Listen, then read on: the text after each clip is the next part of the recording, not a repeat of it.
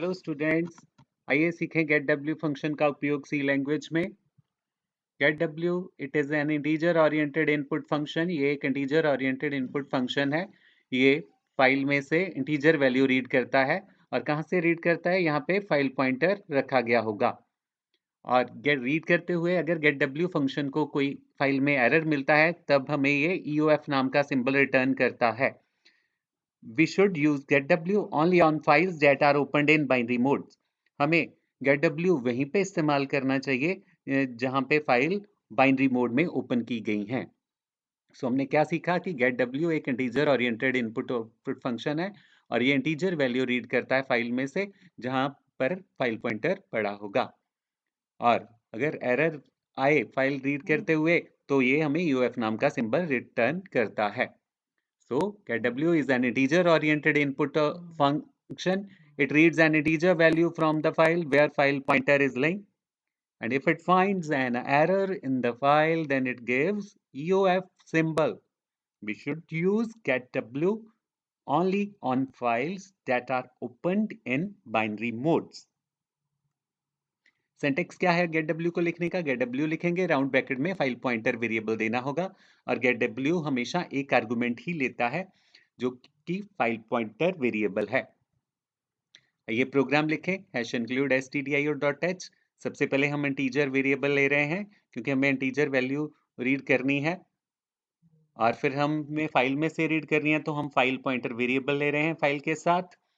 File keyword हमेशा capital letters में लिखना है और फिर कौन सी फाइल से डाटा रीड करना है? हमें number.dat फाइल में से डाटा रीड करना है। इस फाइल को ओपन कर रहे हैं हम fopen फंक्शन के साथ।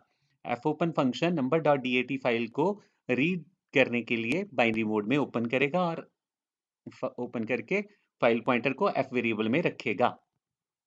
और हमें फाइल में से डाटा रीड करना है। फाइल में बहुत सारा डाटा हो सकता है, बहुत सारी इंटीजर वैल्यू हो सकती हैं, इसलिए हम लूप इस्तेमाल करेंगे क्योंकि लूप तभी इस्तेमाल किया जाता है जब हमारे पास कोई टास्क एक से ज़्यादा बार करने के लिए हो।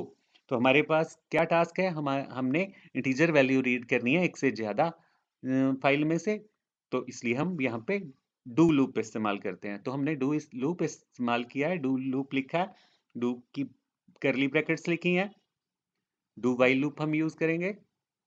तो डू लूप को हमने क्या दिया है? कौन सी स्टेटमेंट्स हमने बार बार एग्जीक्यूट करानी है? एक तो गेट डब्ल्यू की और एक प्रिंट एफ करने की।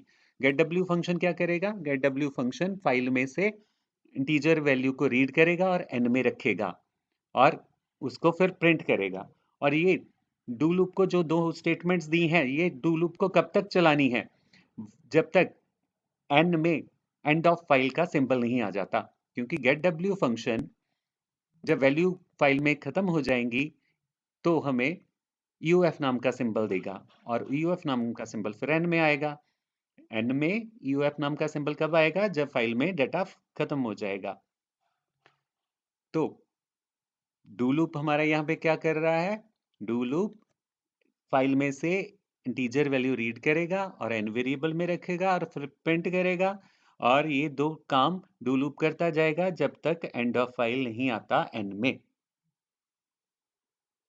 और फिर फाइल बाद में हम क्लोज कर रहे हैं। डाटा रीड करने के बाद जब लूप स्टॉप करेगा तो उसके बाद हमें फाइल क्लोज करनी है, तो हम फाइल क्लोज कर रहे हैं। क्लोज फंक्शन जो है वो फाइल को क्लोज करता है और ये हम सीख चुके हैं अभी तक कि इंटीजर वैल्यू फाइल में से कैसे रीड करनी है।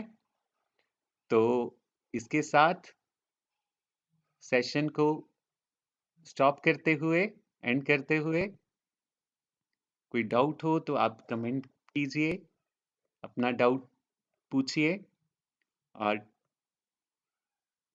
Thank you. सेशन स्टॉप करते हुए have a nice time, enjoy.